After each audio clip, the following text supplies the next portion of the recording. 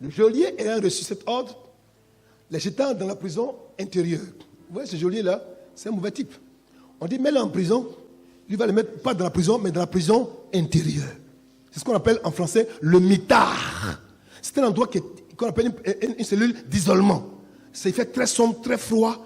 Et quand on veut casser un prisonnier qui joue les durs, on le met dans la prison intérieure. Donc vous voyez, ce geôlier, en fait, c'est le démon qu'on a lâché dans ta vie, à tes trousses, pour s'assurer que là où tu as commencé à faire le dur, là, tu ne vas pas prospérer.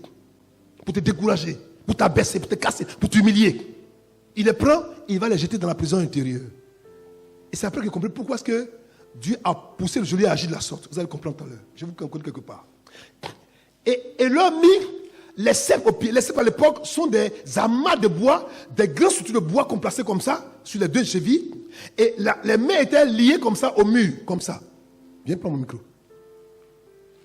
Donc, dans la prison intérieure, on te met des chaînes de bois. Les bois sont des structures comme ça, où ton pied peut tourner dedans, mais c'est bloqué. Des chaînes sont liées à ces trucs de bois, liées à des chaînes sur le mur. Tes mains comme ça et tu es comme ça.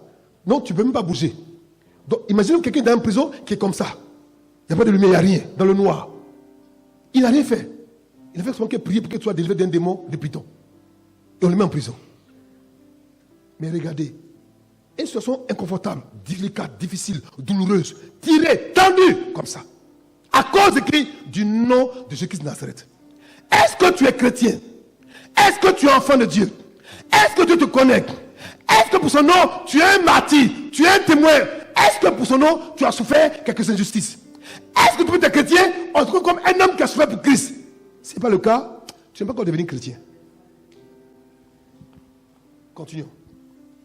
Vers le milieu de la nuit, dans d'autres versions, on dit à minuit ou à l'heure de minuit. Parce qu'il y a des heures qui sont propices au combat spirituel et d'autres heures qui ne sont pas propices. Donc, vers le milieu de la nuit, Paul et Silas, en dépit du fait qu'ils ont été battus sauvagement, mortellement, dangereusement, on les a roués de coups.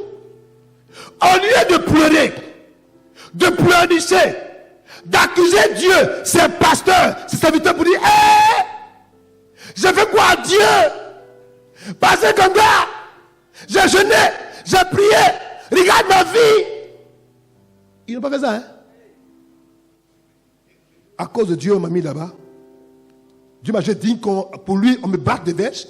Pour le grand Dieu, on m'humilie, on me met en prison. Mais c'est un honneur. Regardez la façon de penser. Mais c'est un honneur. C'est une bénédiction. On les tient captifs en prison.